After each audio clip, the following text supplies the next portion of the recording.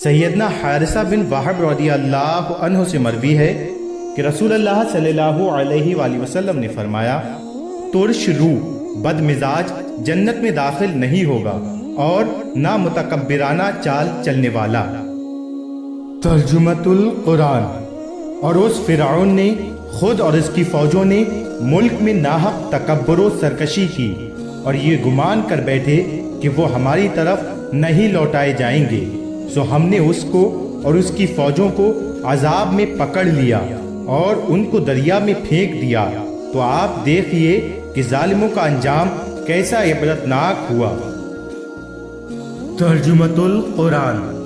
اور ہم نے زمین میں مضبوط پہاڑ جما دیے تاکہ ایسا نہ ہو کہ کہیں وہ اپنے مدار میں حرکت کرتے ہوئے انہیں لے کر کانپنے لگے، اور ہم نے اس زمین میں کشادہ راستے بنائے تاکہ لوگ مختلف منزلوں تک پہنچنے کے لیے راہ پا سکیں، اور ہم نے سما یعنی زمین کی بالائی کروں کو محفوظ چھت بنایا تاکہ اہل زمین کو خلا سے آنے والی مہلک قوتوں اور جارحانہ لہروں کے مضر اثرات سے بچائیں، اور وہ ان سماوی طبقات کی نشانیوں سے روگرداں ہیں۔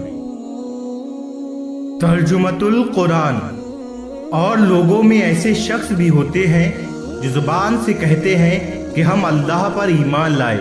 پھر جب انہیں اللہ کی راہ میں کوئی تکلیف پہنچائی جاتی ہے تو وہ لوگوں کی آزمائش کو اللہ کے عذاب کی مانند قرار دیتے ہیں، اور اگر آپ کے رب کی جانب سے کوئی مدد آ پہنچتی ہے تو وہ یقیناً یہ کہنے لگتے ہیں کہ ہم تو تمہارے ساتھ ہی تھے۔ کیا اللہ ان باتوں کو نہیں جانتا جو جہان والوں کے سینوں میں پوشیدہ ہیں؟ ترجمۃ القرآن۔ اور ہم نے انسان کو اس کے والدین سے نیک سلوک کا حکم فرمایا، اور اگر وہ تجھ پر یہ کوشش کرے کہ تو میرے ساتھ اس چیز کو شریک ٹھہرائے جس کا تجھے کچھ بھی علم نہیں تو ان کی اطاعت مت کر، میری ہی طرف تم سب کو پلٹنا ہے، سو میں تمہیں ان کاموں سے آگاہ کر دوں گا جو تم دنیا میں کیا کرتے تھے۔ حضرت انس رضی اللہ عنہ سے مروی ہے کہ رسول اللہ صلی اللہ علیہ وآلہ وسلم نے فرمایا کہ کوئی شخص خود پر نازل ہونے والی مصیبت کی وجہ سے موت کی خواہش نہ کرے، اگر وہ موت کی تمنا کرنا ہی چاہے تو یوں کہے، اے اللہ مجھے اس وقت زندہ رکھ جب تک جینا میرے لیے بہتر ہو، اور اس وقت مجھے موت دے دے جب مرنا میرے لیے بہتر ہو۔ حضرت ابو سعید رضی اللہ عنہ سے مروی ہے کہ رسول اللہ صلی اللہ علیہ وآلہ وسلم نے کھڑے ہو کر خطبہ دیا، اس میں آپ نے فرمایا، یہ دنیا سرسبز اور میٹھی ہے، اللہ تعالیٰ تمہیں آزمانے کے لیے اس دنیا میں خلافت و نیابت دے گا تاکہ وہ دیکھے کہ تم کیسے عمل کرتے ہو، خبردار دنیا کے شر سے بچنا۔ ترجمۃ القرآن۔ جو شخص اللہ سے ملاقات کی امید رکھتا ہے تو بے شک اللہ کا مقرر کردہ وقت ضرور آنے والا ہے، اور وہی سننے والا جاننے والا ہے۔ جو شخص راہ حق میں جد و جہد کرتا ہے وہ اپنے ہی نفع کے لیے تگ و دو کرتا ہے، بے شک اللہ تمام جہانوں کی طاعتوں، کوششوں اور مجاہدوں سے بے نیاز ہے۔ حضرت ابو ہریرہ رضی اللہ عنہ سے مروی ہے کہ رسول اللہ صلی اللہ علیہ وآلہ وسلم نے فرمایا، لذت ختم کرنے والی شے یعنی موت کو کثرت سے یاد کیا کرو۔ ترجمۃ القرآن۔ سو آپ اپنا رخ انور سیدھے دین کے لیے قائم رکھیے قبل اس کے کہ وہ دن آ جائے جسے اللہ کی طرف سے قطعا نہیں پھرنا ہے، اس دن سب لوگ جدا جدا ہو جائیں گے۔ حضرت عائشہ رضی اللہ عنہا سے مروی ہے، انہوں نے فرمایا کہ رسول اللہ صلی اللہ علیہ وآلہ وسلم نے فرمایا، اے لوگو، نفلی عبادت کے لیے خود کو مشقت میں نہ ڈالو بلکہ اتنے اعمال کرو جن پر ہمیشگی اختیار کرنے کی تم میں طاقت ہے، کیونکہ اللہ تعالیٰ اجر و ثواب دینے سے نہیں اکتاتا یہاں تک کہ تم خود اکتا جاتے ہو، اور یقیناً اللہ تعالیٰ کے نزدیک زیادہ محبوب عمل وہ ہے جس پر ہمیشگی اختیار کی جائے، چاہے وہ کم ہی ہو۔ حضرت ابو ہریرہ رضی اللہ عنہ سے مروی ہے کہ رسول اللہ صلی اللہ علیہ وآلہ وسلم نے فرمایا، حکمت و دانائی کی بات مومن کا گمشدہ سرمایہ ہے،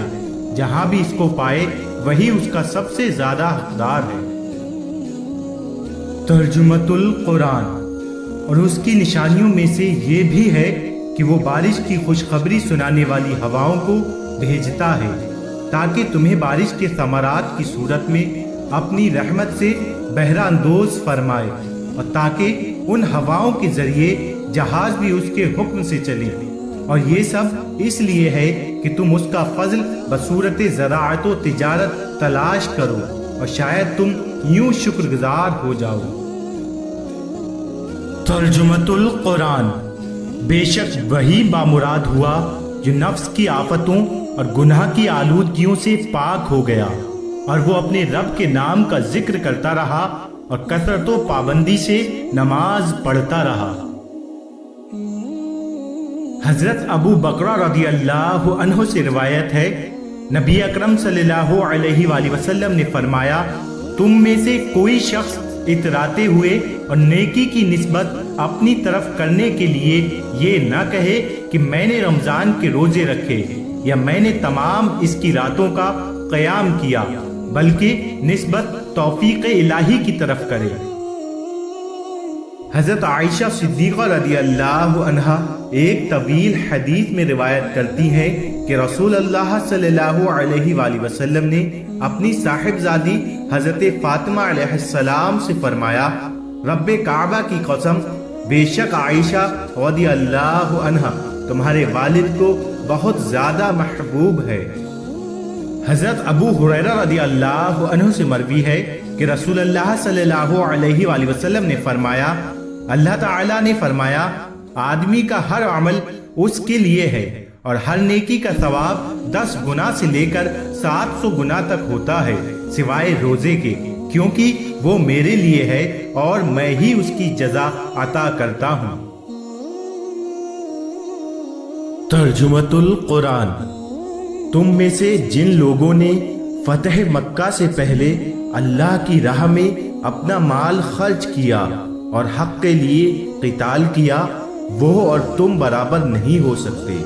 وہ ان لوگوں سے درجے میں بہت بلند ہیں جنہوں نے بعد میں مال خرچ کیا ہے اور قتال کیا ہے، مگر اللہ نے حسن آخرت یعنی جنت کا وعدہ سب سے فرما دیا ہے۔